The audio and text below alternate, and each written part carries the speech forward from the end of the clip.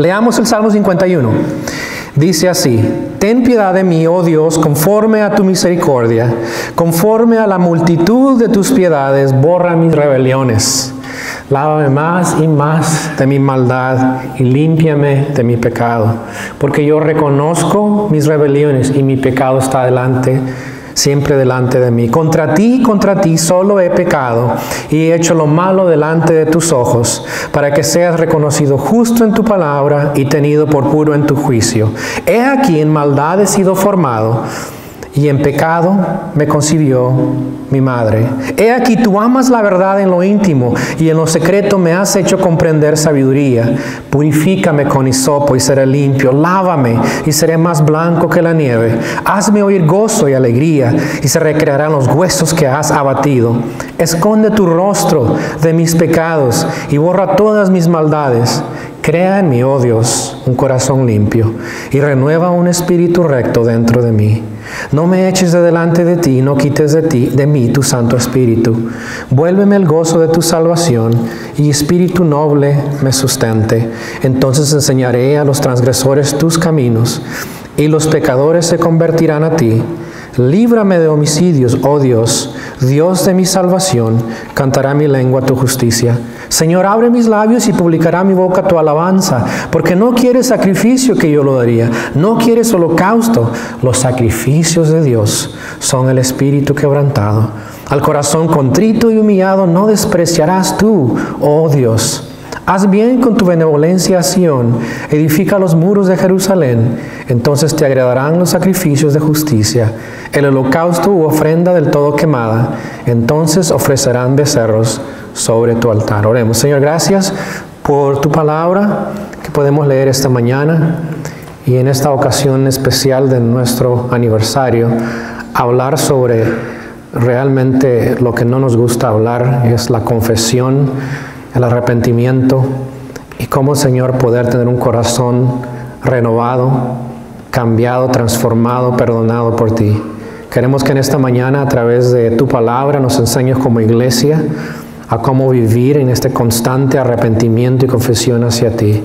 ¿Qué es lo que te deleita a ti cuando nuestros corazones están dispuestos a someterse a tu señorío? Y en esta mañana pedimos que el Espíritu Santo presente, que ha estado guiándonos en este proceso de alabanzas, adoración, de oración a ti, de dar lo que traemos ante tu presencia, también sea un tiempo en el cual nos enseñe la verdad, y aunque nos cueste y aunque nos duela, podamos responder al llamado tuyo a través de tu palabra en esta mañana. En el nombre de Cristo. Amén. Pueden sentarse.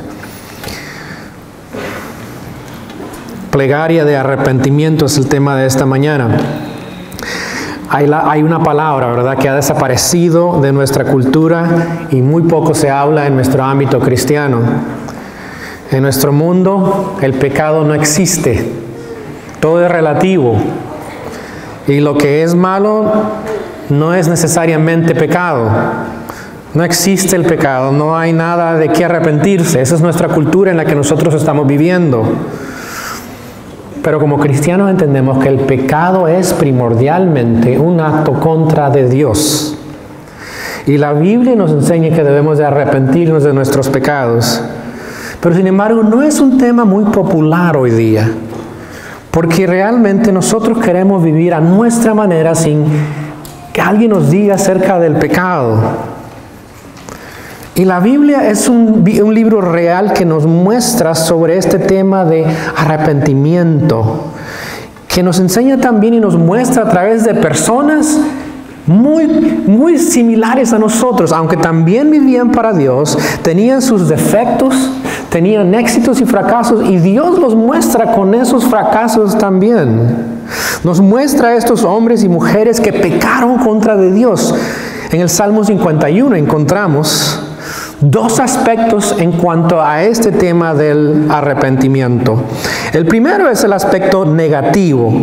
Presenta lo horrible que es el pecado delante de Dios y por qué nosotros debemos evitarlo. Pero a la vez también nos presenta lo que Dios hace cuando nosotros nos arrepentimos y cómo Dios nos restaura en esa salud espiritual que necesitamos. Y el contexto de este salmo es 2 de Samuel, capítulos 11 y 12. ¿Sabe? Es un capítulo bastante triste. Si no lo ha leído, léalo en casa. Si lo leyó, usted lo va a entender esta mañana mucho más. Es un capítulo triste y decepcionante, especialmente en lo que Dios dice acerca de ello. Son palabras que ninguno quiere escuchar de parte de Dios.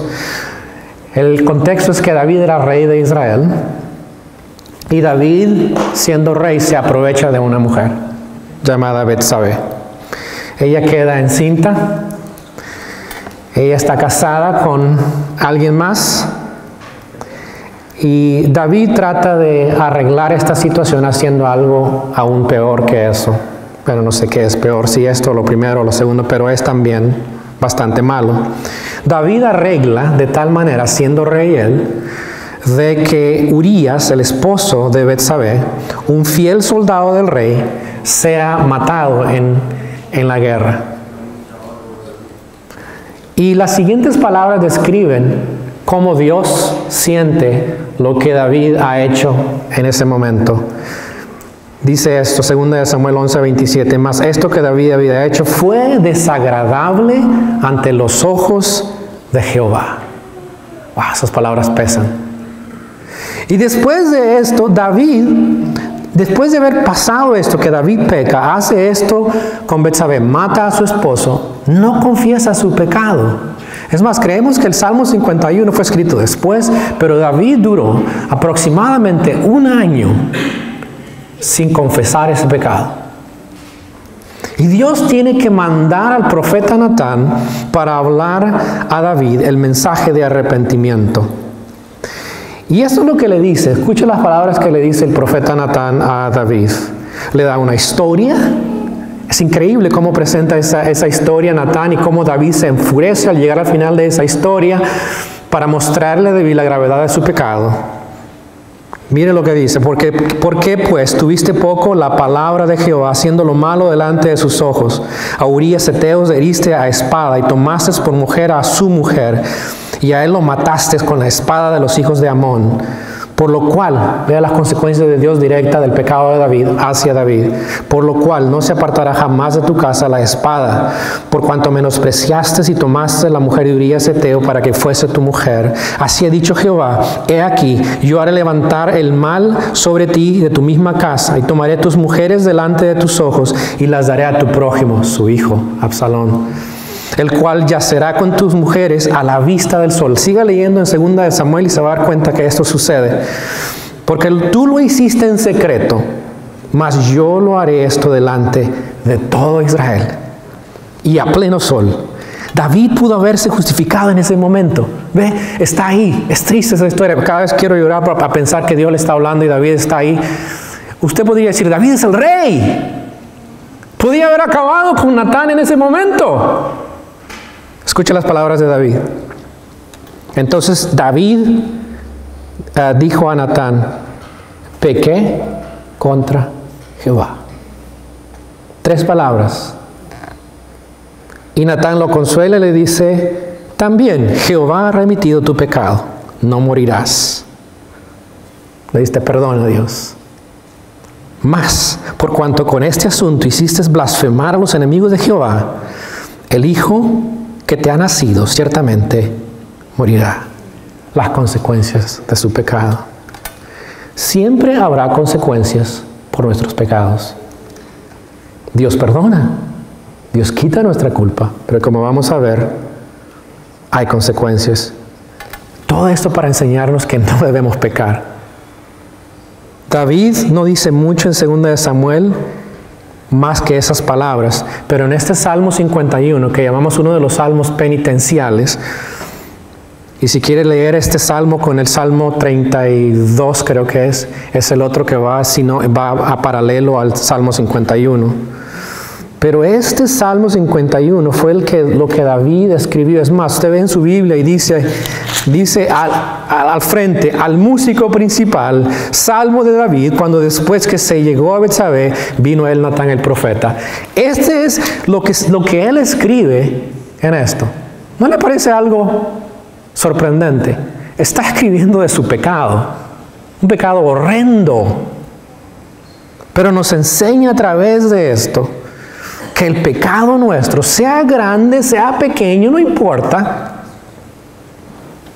debe de ser confesado, debe de ser llevado delante de Dios como una plegaria de arrepentimiento. Y en esta mañana vamos a mirar varias cosas que David hace en cuanto a su pecado. Primero, miramos el versículo 1, Dios que ruega por la misericordia y la compasión de Dios. Ten piedad de mí, oh Dios. No está demandando, está rogando. No puede demandar, está pidiendo clemencia. Ten piedad de mí, oh Dios. Lo hace como uno que está apelando, dice, a su misericordia, conforme a tu misericordia. La palabra que hemos visto antes, Gesed, la misericordia, el amor infalible de Dios que tiene hacia sus hijos. Dice, perdóname, porque basado en tu misericordia, tu amor infalible, que yo no he sido consumido. Y cuando llegamos delante del Señor debemos de llegar con esa confesión, rogándole a Él por su misericordia y por su compasión cuando hemos pecado delante. ¿Por qué? Versículos 1, final del 1 y el 2 dice, conforme a la multitud de tus piedades, Dios tiene compasión grandísima. Dice, borra mis rebeliones. Él puede borrar, limpiar nuestros pecados. David está apelando a la emoción en Dios. Señor, porque tú tienes ese sentir en tus entrañas. Dice, ese sentir que nosotros sentimos hacia alguien profundo, emocional, porque sientes eso, perdóname. Y Dios dice, es abundante en sus piedades. No es como nosotros, dice, conforme a la multitud de tus piedades. Es abundante. ¿Qué pide David? Borra mis rebeliones. Esas rebeliones es desobediencia a Dios. Y dice también mi maldad. Es lo que es errado, lo que es fuera del plan de Dios. David está pidiendo que el Dios le borre. Esa palabra borrar quiere decir eliminar vigorosamente. Si vamos a usar un término militar, es cuando una nación destruye algo completamente, cuando manda una bomba y hace 1000 pedazos eso. En inglés me gusta la palabra, dice obliterate. No queda nada. David está diciendo, borra completamente mis pecados. Es permanente. En el término de computación, cuando uno quiere borrar un disco, y dice la gente, lo quiere borrar bien, hay que borrarlo y la computadora va poniendo ceros en cada palabra, cada letra. Eso toma mucho tiempo para borrar un disco duro, pero realmente eso no destruye lo que está en el disco duro, eso solamente le pone, tacha las palabritas. David dice, no, tú puedes borrar mis pecados completamente. Solamente Dios lo puede hacer. Todo pecado es rebelión contra Dios. David lo admite, pero también reconoce que debido a la compasión de Dios, Él es el único que puede perdonar, borrar esos nuestros pecados cuando lo confesamos y nos arrepentimos. Debemos arrepentirnos. Quiero decirte, este salmo no fue escrito para personas que no tienen una relación con Dios o con Cristo. Esto fue escrito para cristianos. Tú has creído en Cristo. Este es para ti. Si no eres creyente, Dios te manda a arrepentirte de tu pecado inicial, que es el de no creer en Cristo. Te manda a arrepentirte, a venir a Él y creer en Cristo primero. Ese es tu primer llamado al arrepentimiento. Este salmo está hablando a creyentes que tienen una relación, que han creído en Cristo, pero que han experimentado el pecado en sus vidas y están pidiendo al Señor que le perdone debido a su misericordia y compasión de Dios. David lo hace, ruega esto. En segundo lugar, David confiesa su pecado. Hay 5 pasos en el proceso de la confesión. Primero, reconocer el pecado de tu vida. David dice esto, el pecado, dice, yo reconozco mis rebeliones. Yo reconozco mi pecado. Y está reconociendo que su pecado es rebelión contra Dios. Todo pecado es rebelión contra Dios. Y David dice que él confiesa esto: yo reconozco mis rebeliones. Todos nosotros en nuestra vida conocemos las propensidades nuestras en las que a veces caemos. Nadie puede decir, yo no sé, yo cuando peco ni siquiera sé de qué peco. Sí, tú sabes perfectamente, tú sabes tus propensidades, vamos a hablar más adelante sobre eso. Y David dice, yo reconozco que mi pecado es en contra de ti. Y esa confesión es llegar a un acuerdo que lo que Dios dice que está malo, yo lo reconozco también. Él dice, reconoce su pecado. Y también dice, ve al versículo 3, si mi pecado está siempre delante de mí. El pecado se arraiga en nuestra conciencia cuando no hay arrepentimiento. Y David dice, ese pecado está delante de mí. Estuvo 1 año con el pecado delante de él. Y lo que hizo en la privacidad no quiere decir que no estaba delante de Dios todo el tiempo. Ese pecado estaba delante de Dios todo momento. Eso nos enseña de que no podemos huir de Dios cuando pecamos. Puede que lo escondas muy bien delante de la gente. Pero David dice, mi pecado estaba siempre delante de mí. Debemos de entender que para recibir el perdón de Dios debemos reconocer que nuestro pecado es rebelión en contra de Dios, pero en segundo lugar debemos reconocer que es una afrenta en contra de Dios. Versículo 4 dice, contra ti solo he pecado y he hecho lo malo delante de tus ojos. Debemos de entender que el pecado es errar al blanco. Esa palabra pecado significa errar al blanco en contra de Dios. En el mundo en que vivimos, el relativismo que vivimos nos dice que no hay pecado, que no hay nada malo. Pero David está diciendo que para el creyente no. El creyente debe entender que el pecado es fallarle a Dios. Lo que Él dice en su palabra. Y Dios ha puesto el estándar y nosotros caemos aquí. Eso es fuera del estándar de Dios y eso es pecado. Si lo queremos poner en palabras más fuertes, es una traición en contra de Dios. Es traicionar a Dios. Contra ti he pecado, he hecho lo malo, he fallado, he hecho lo malo delante de tus ojos. Dios nos ha salvado. Y el Dios que nos ha salvado es un Dios santo, que a través de Cristo nos ha santificado, nos ha separado para ser de Él. Y debemos vivir de una manera santa, pero muchas veces vamos a fallar y vamos a errar al blanco, vamos a errar lo que Dios nos ha dicho y debe de haber confesión. Y cuando pecamos entendamos que estamos pecando delante de Dios. Y eso es literalmente, esto no es simbólicamente. Es delante de Dios que pecamos. Y dice en versículo 4, para que seas reconocido justo en tu palabra y tenido por puro en tu juicio.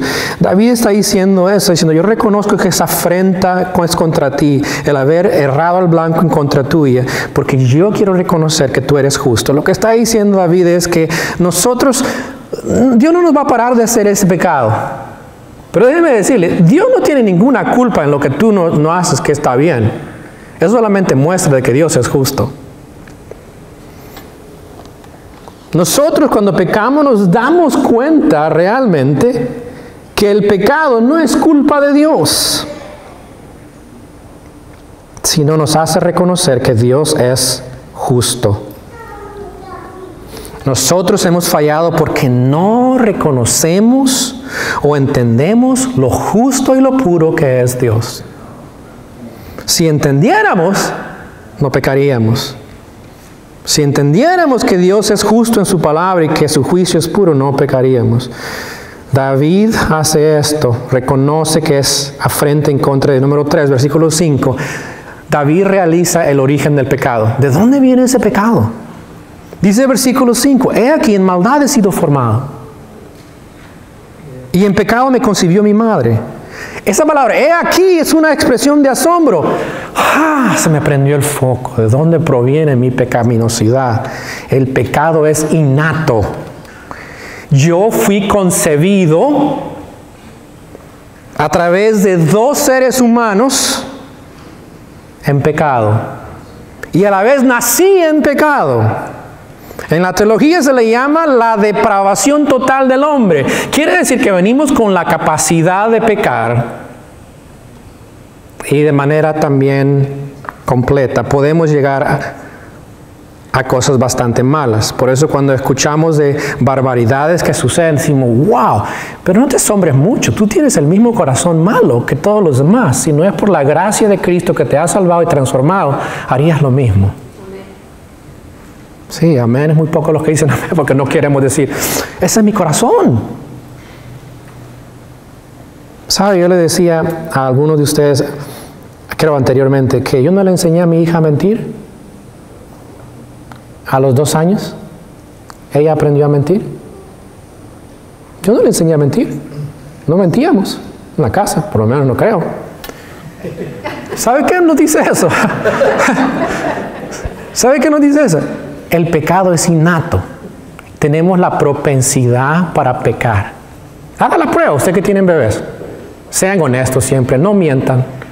Y se va a dar cuenta que su hijo o su hija va a aprender a hacerlo. El pecado es innato. Y David dice, he aquí esta revelación. Fui concebido en pecado, nací en pecado. Y es importante reconocer esta verdad porque nos hace ver que necesitamos de Cristo y que nos salve de nuestros pecados. Necesitamos que Él nos perdone, nos limpie, nos transforme y nos dé una naturaleza nueva. Y eso es lo que sucede cuando creemos en Cristo como nuestro Señor y Salvador.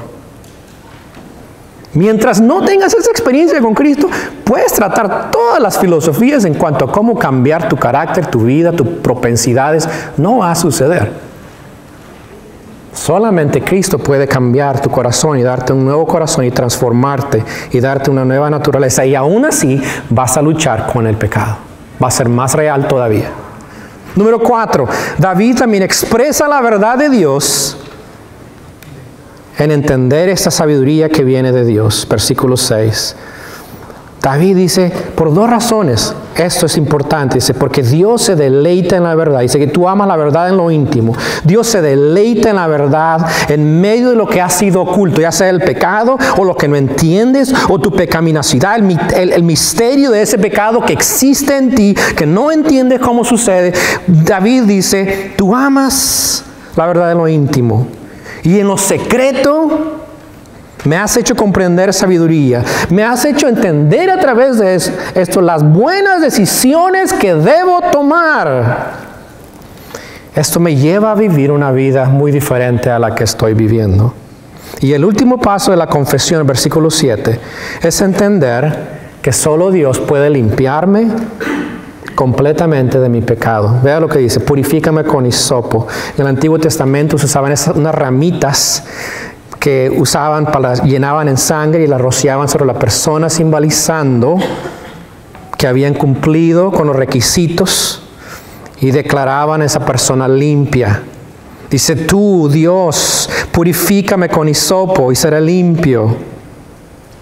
Que Dios directamente, no a través de algún medio, Dios directamente le limpie. Dice, seré más blanco que la nieve, que su pecado pueda ser limpio y sea blanco completamente. Esto anticipa la venida de Cristo, porque Cristo dice, la sangre de Cristo nos limpia de todo pecado. David ruega que Dios le perdone por su misericordia y bondad. Confiesa su pecado. Tercer lugar, David ora pidiendo restauración. Versículos 8 al 12. El pecado afecta a nuestra vida cuando son pecados externos, especialmente morales, sexuales, traen consecuencias que no van a desaparecer. David experimentó consecuencias temporales y permanentes. Su hijo murió y él sufrió el castigo de Dios, en el cual siempre tuvo guerra con alguien, especialmente con su hijo Absalón. El pecado también afecta la vida moral, hace un desastre en nuestra moralidad, ya que toca nuestra conciencia, nuestras emociones, y abre las puertas a un sinnúmero de tentaciones también, que jamás serán evitadas. Y obviamente el pecado afecta la vida espiritual nuestra. Eso es lo más importante, porque cuando creemos en Cristo ya no vivimos según nuestros deseos de nuestra carne, sino según el Espíritu de Dios. Es más, la Biblia es clara que el que no vive guiado por el Espíritu y no vive caminando en el Espíritu, vive en la carne y no es de Dios. Pero el pecado interrumpe nuestra relación con Dios y solo puede ser restaurada cuando hay confesión delante de Dios y hay arrepentimiento. Hay 6 maneras en las cuales nosotros somos restaurados por Dios. Primero, gozo y alegría. Versículo 8 dice, hazme. ¿Sabe que esa palabra, hazme, es la palabra que se usa en Génesis capítulo 1? Que dice, Dios creó, Elohim bara. Bara, esa palabra. Crear de nada. Dios crea, recrea en mí el gozo y la alegría, y se recrearán los huesos que has abatido. El pecado afecta la vida emocional y David ha perdido su gozo y su alegría. El pecado lo hizo sordo al gozo y alegría. ¿Cómo podía él participar libremente en la adoración a Dios cuando estaba en pecado? Ya no escuchaba eso. Solamente el pecado que tenía delante de él. David le pide a Dios que le restaure y pueda oír de nuevo ese gozo, alegría de poder alabar a Dios en la adoración. Y sabe, aún en la casa de Dios, en este lugar donde llamamos casa de Dios, ¿verdad? Es fácil esconder y pretender que no hay nada malo en nuestra vida. Si eres creyente y estás caminando rectamente con el Señor, tendrás gozo y alegría y va a ser evidente. Te sentirás parte de la comunidad porque sabes que Dios ha perdonado tu pecado y estás bien con Él. Pero el pecado va a afectar tu vida emocional. El pecado va a afectar tu cuerpo y la mente tuya. Dice, y recrearán los huesos que has abatido. En el Salmo 32 nos dice David algo muy claro. Dice, mientras callé y no confesé mi pecado, se envejecieron mis huesos. Le afectó en lo físico. En mi gemir todo el día, porque de día y de noche se agravó sobre mí tu mano, se volvió mi verdor en sequedades de verano. David está diciendo que afectó su cuerpo, su mente, lo que llamamos muchas veces psicosomático.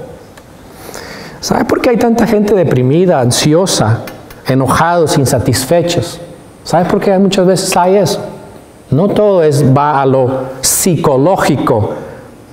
Muchas veces es un resultado de lo espiritual, del pecado no confesado. Mientras eso está arraigado en nuestra vida, va a producir este tipo de cosas en nuestro ser, en nuestro cuerpo, en nuestra mente. La confesión y el arrepentimiento dice que los huesos se recreen, se regocijen, literalmente que bailen. Segundo lugar, David pide perdón y aceptación. Versículo 9, esconde tu rostro de mis pecados. Esconder es una manera figurada de decir que le perdone y le acepta. No los mires. Elimínalos delante de ti y borra todas mis maldades. Acéptame con tu perdón. Número 3, dice, crea en mí, oh Dios, un corazón limpio. Esa palabra corazón es más que lo que nosotros llamamos corazón de emoción. Para los judíos el corazón es el centro de la voluntad, el centro de la mente, el centro de los deseos. Y David está pidiendo que le limpie, que le renueve su mente, su voluntad y sus deseos para poder amar a Dios. Cree, forme, restaure su mente y su voluntad de tal manera que pueda ser limpio y pueda volver a hacer la voluntad de Dios con pureza. La idea que viene a mi mente cuando escucho este versículo es lo que decimos en inglés a veces acerca de las computadoras, cuando está fallando la computadora. ¿Qué nos dicen? Hágale reboot. ¿Qué significa? Tú reinicia esa computadora, ¿cierto? Y en el proceso hay un proceso de purificación ahí, si podemos decirlo de esa manera, de restauración, reiniciar. David dice, haz eso en mí. Haz reboot.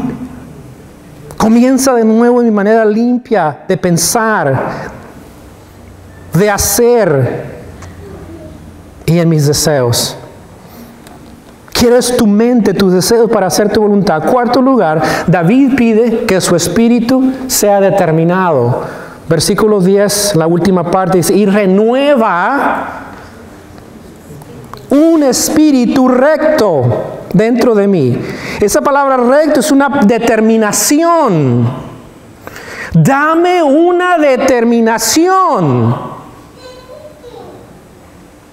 Un espíritu determinado a seguirte y ser fiel a ti el resto de mi vida.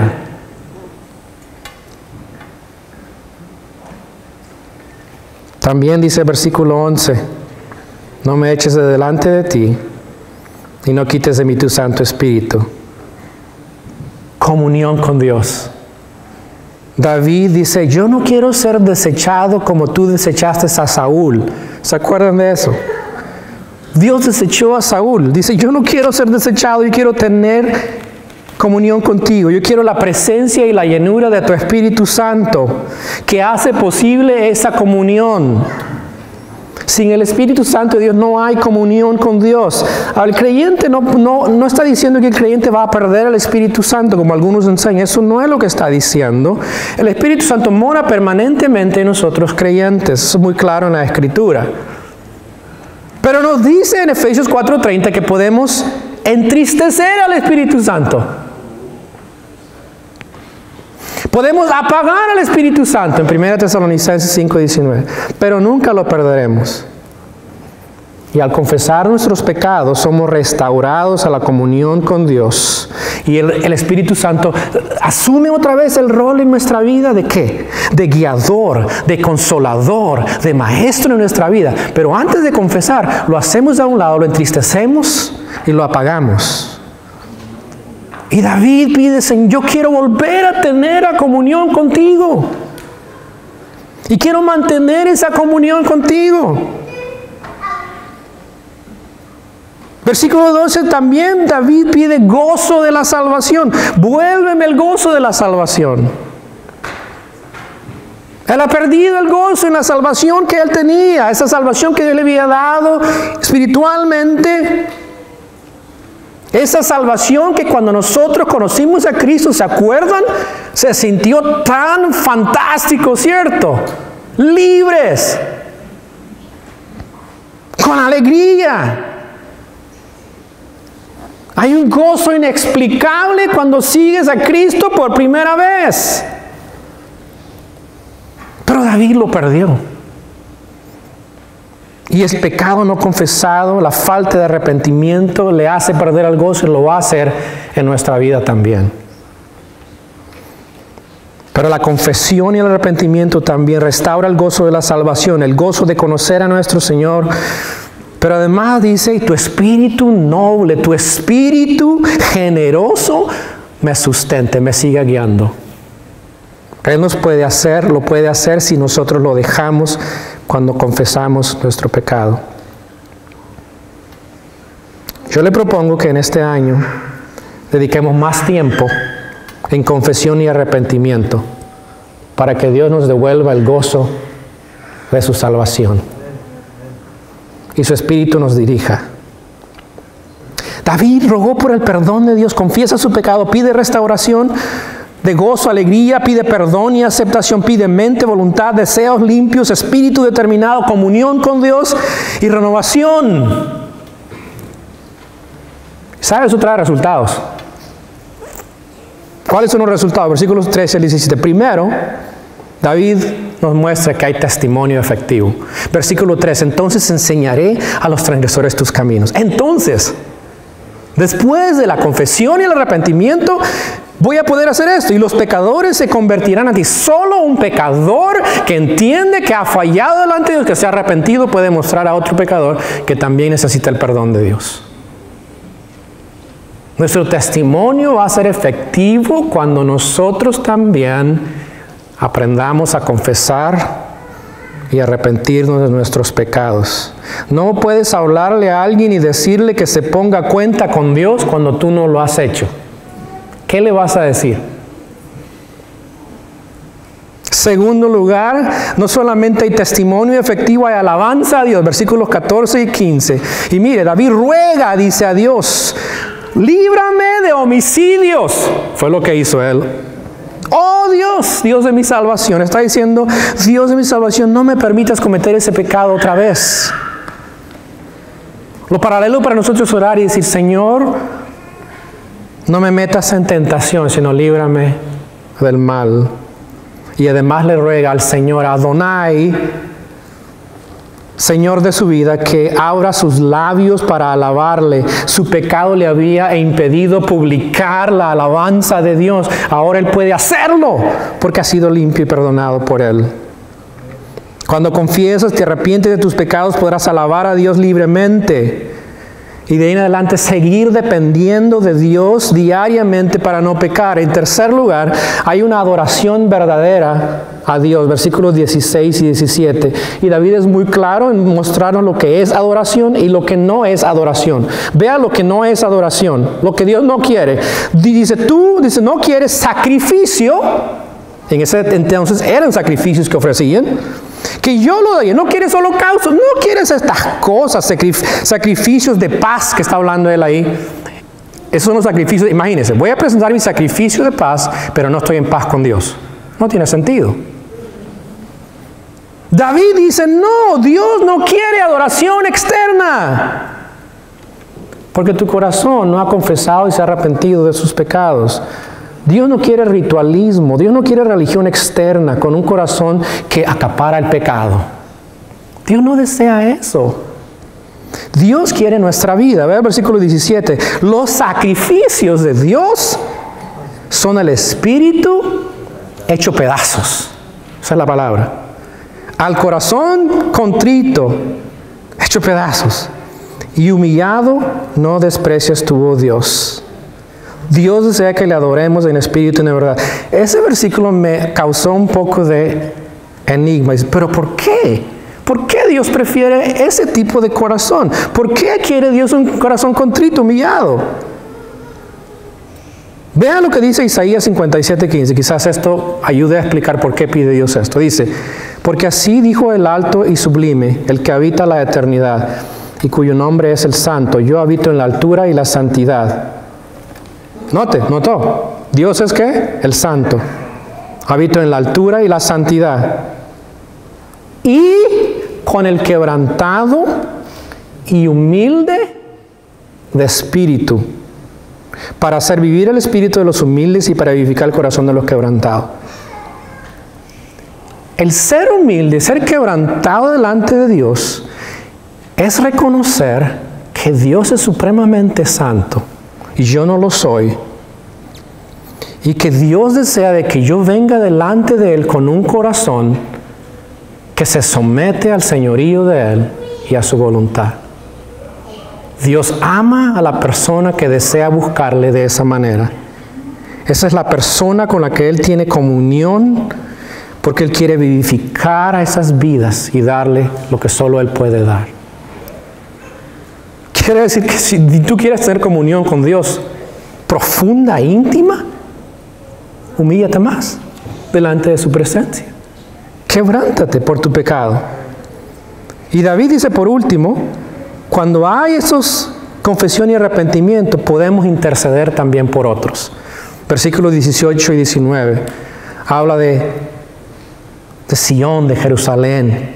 Está pidiendo para ellos, para que también sean restaurados y sigan siendo protegidos. Pero no puede haber intercesión por otros mientras tú también no hayas confesado y arrepentido de tus pecados. Entonces, dice David, entonces cuando ya has sido perdonado, has confesado tus pecados, te ha perdonado, te agradarán los sacrificios de justicia, el holocausto y ofrenda del todo quemada. Entonces Ofreceré becerros sobre tu altar. David está diciendo, cuando yo me he arrepentido, he confesado, entonces puedo venir a Dios y ofrecerle mis sacrificios, porque son agradables, porque mi corazón está bien con Dios.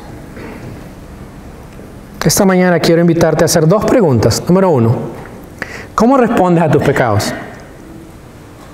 Quizás eres creyente, entiendes que debes pedir perdón a Dios cuando pecas. ¿Aplicas la promesa de 1 de Juan 1:9? Si confesamos nuestros pecados, Él es fiel y justo para perdonar nuestros pecados y limpiarnos de toda maldad. Quizás lo haces porque los pecados que haces los crees porque no crees que son tan grandes como los de David. Yo no peco tanto como David. David hizo un pecado grande, yo no necesito confesar. No. Pecados grandes o pequeños son en contra de Dios. Puede que haya pecados exteriormente que son más dañinos. Dios te manda a arrepentirte. Pero quizás hayan pecados internos. Dios te manda a arrepentirte. Dios quiere restaurar tu vida. Si no reconoces tu pecado de vivir a tu manera y te arrepientes, no podrás tener su perdón. No puedes adquirirlo de ninguna manera humana. Solamente viene de Él. La segunda pregunta es, ¿vives con la realización? Son las preguntas que van al final de su estudio. ¿Vives con la realización de que eres una persona pecadora y necesitas ser limpio? ¿Vives con la realización de que eres una persona pecadora y necesitas ser limpio? Realizar que naciste en pecado es importante. Entender que el pecado está arraigado en ti debe llevarte a vivir una vida en dependencia del Señor.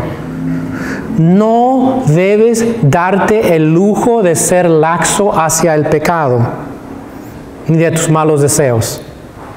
Debes buscar la verdad y la sabiduría de Dios. Cierra tus ojos y quiero leer esta oración basada en el Salmo 51, para ti y para mí.